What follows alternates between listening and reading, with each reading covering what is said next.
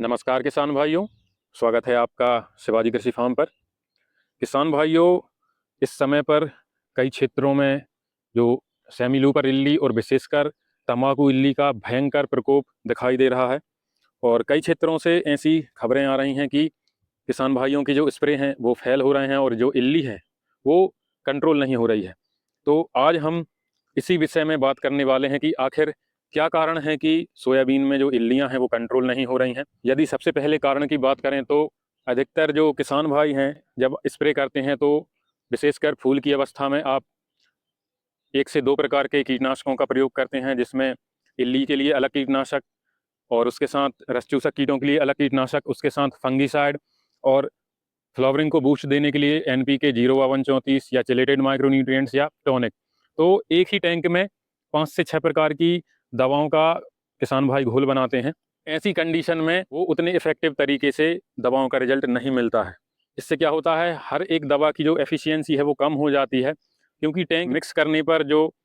कई प्रकार की रासायनिक क्रियाएं होती हैं जिससे जो कीटनाशक आपस में क्रिया कर लेते हैं और कहीं कहीं पर जो दवा है वो पूरे तरीके से फेल हो जाती है और कहीं कहीं पर जो दवाओं का रिजल्ट है वो कम मिलता है। तो सबसे पहले तो यदि आपके खेत में आपको इल्लियों का अटैक दिखाई दे रहा है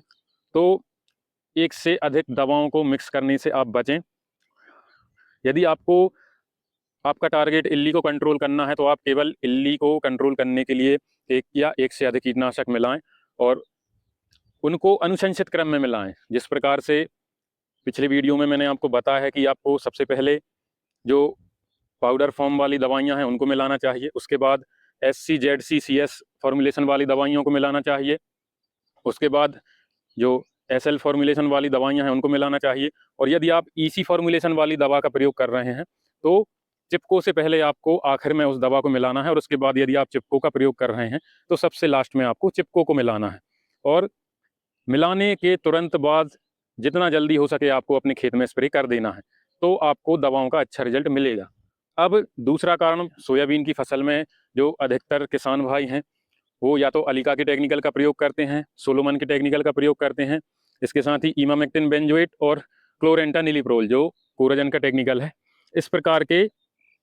टेक्निकल का लगातार प्रयोग करते हैं। तो पहली बात तो आपको ये ध्यान रखना है कि शुरुआत आपको हल्के टेक्निकल से करना है और धीरे धीरे सोयाबीन की अवस्था बढ़ने के साथ साथ आपको कीटनाशकों की जो इंटेंसिटी है उसको बढ़ाना है। यदि आपने पहले हैवी टेक्निकल का प्रयोग किया है और उसके बाद आप किसी हल्के टेक्निकल का प्रयोग करेंगे तो उस दवा का रिजल्ट आपको नहीं मिलेगा, क्योंकि उसके प्रति जो कीटों में प्रतिरोध है वो बढ़ जाता है, जिससे दवाएं रिजल्ट नहीं देती हैं। तो टेक्निकल को आपको चेंज कर करके दवाओं में आपको प्रयोग करना है। जैसे पहले स्प्रे में यदि आप इमामेक्टिन ले रहे हैं तो दूसरे में आप क्लोरेंटानिलिप्रोल ले लीजिए। उसके बाद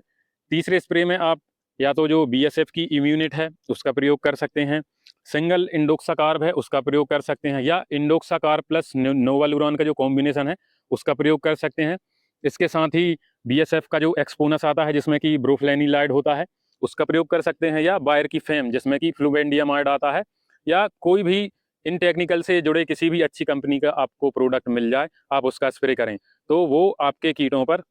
अच्छे तरीके से काम करेगा। उसके साथ ही यदि बारिश की संभावना कम है, 2 से 4 दिन यदि बारिश नहीं होने वाली है, तो ऐसी कंडीशन में यदि आप किसी भी कीटनाशक के साथ 10,000 ppm वाला जो नीम ऑयल है, वैसे तो 2 से 3 ml प्रति लीटर उसकी मात्रा प्रयोग की जाती है, लेकिन आप चाहें तो यदि इल्लियों का प्रकोप ज़्यादा है तो 5 ml प्रति लीटर पानी के हिसाब से भी यदि आप 10,000 ppm वाले नीम ऑयल का प्रयोग करेंगे तो वो बहुत अच्छे तरीके से दवा की जो एफिशिएंसी है उसको भी बढ़ाएगा और जो कीटों में उसके प्रति प्रतिरोध क्षमता विकसित हो जाती है। नीम ऑयल का प्रयोग करने से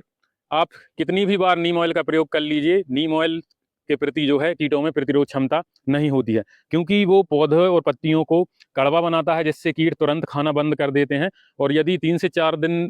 के अंतराल पर आप 2 से 3 बार नीम ऑयल का स्प्रे कर देंगे तो वो भी इल्लियों को पूरे तरीके से समाप्त कर देगा। तो यदि बारिश की संभावना नहीं है तो आप नीम ऑयल का प्रयोग जरूर करें, ये आपकी दवा के रिजल्ट को 100% बढ़ाएगा। इसके साथ ही चूंकि हम इमामेक्टिन और क्लोरेंटानिलिप्रोल वाले ग्रुप के कीटनाशकों का लगातार प्रयोग कर रहे हैं तो कीटनाशकों के ग्रुप को आप चेंज करके स्प्रे करें। जैसे कि किसी भी ग्रुप की विशेषता होती है कि वो किस तरीके से कीट को मारता है,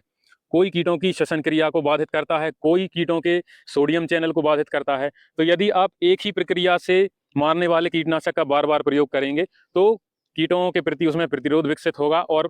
कीट आसानी से कंट्रोल नहीं होंगे। तो हमेशा ध्यान रखें, थोड़ी सी रिसर्च करें कि आपने पिछली बार किस ग्रुप के कीटनाशक का प्रयोग किया था, उस ग्रुप को चेंज करके आप अगली बार कीटनाशक का प्रयोग करें। इससे आपको दवा का भी रिजल्ट शानदार मिलेगा।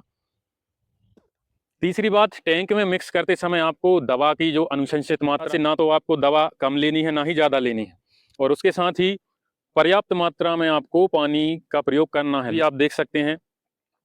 इसमें सोयाबीन की जो पत्तियां हैं, इसका सरफेस जो है बड़ा हो चुका है, पौधा बड़ा हो चुका है, तो इसको दवा का कवरेज पूरी पत्तियों पर अच्छे तरीके से हो तो आपको पानी की मात्रा बढ़ा के लेनी चाहिए। यदि आपने पहले 100-120 लीटर प्रति एकड़ लिया है तो इस अवस्था में आपको कम से कम 150 से 200 लीटर पानी प्रति एकड़ जरूर लेना है, जिससे दवा का कवरेज पूरी पत्तियों पर अच्छे तरीके से हो, तभी आपकी जो इल्ली है वो कंट्रोल होगी। सबसे पहले स्प्रे करने से पहले खेत में अच्छे तरीके से घूम के देखें कि आपको कीटों की किस प्रकार की समस्या है, कौन से कीट हमारे फसल में दिखाई दे रहे हैं। उस कीट के लिए अनुशंसित कीटनाशक का ही प्रयोग करें, अनुशंसित मात्रा में उसका प्रयोग करें और पर्याप्त पानी लें, जिससे दवा का रिजल्ट है आपको शानदार मिले। और एक बात का विशेष ध्यान रखें, कतार से कतार की दूरी है कम से कम 12 से 14 इंच रखें, जिससे जो दवा का कवरेज है पत्तियों पर अच्छे तरीके से हो। यदि आप बीज दर अधिक रखते हैं और जो पौधा है ज़्यादा सघन हो जाता है तो आप कितना ही पानी ले लें, पत्तियां अच्छे तरीके से कवर नहीं होती हैं, जिससे कीट हैं वो कंट्रोल नहीं होते हैं। आप ऑब्जर्व करेंगे, जहां आपके सोयाबीन में सीड रेट ज़्यादा होती है या ज़्यादा सघन होता है, वहां पर आपको जो कीट हैं वो अच्छे तरीके से कंट्रोल नहीं होते हैं, जबकि जहां पर सीड रेट पर्याप्त होती है वहां स्प्रे का कवरेज भी अच्छा होता है और कीट अच्छे तरीके से कंट्रोल होते हैं। और एक बहुत ही महत्वपूर्ण बात, जब भी अमावस्या का समय होता है उस समय पर इल्लियों का प्रकोप जो है वो अधिक बढ़ जाता है। ऐसा नहीं है कि केवल अमावस्या पर ही इल्लियों का प्रकोप होता है, लेकिन जो इल्लियों को मेटिंग करने के लिए और अंडे देने के लिए जो सबसे फेवरेबल कंडीशन है वो अमावस्या के समय पर होती है, और इस समय इल्लियों का जो अटैक है वो सबसे अधिक होता है। तो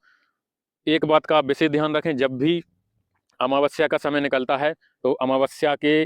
1-2 दिन पहले या 1-2 दिन बाद आपको इल्लियों को कंट्रोल करने के लिए स्प्रे जरूर लेना है, क्योंकि इस समय ही इल्लियों का प्रकोप बढ़ता है। यदि आपको दवा का अच्छा रिजल्ट चाहिए तो सबसे पहले स्प्रे करने से पहले अपने खेत में चेक करें कि आपको किस प्रकार के कीट का प्रकोप दिखाई दे रहा है, उस कीट के लिए अनुशंसित कीटनाशक का ही प्रयोग करें। दूसरी बात, जो भी आप प्रोडक्ट ले रहे हैं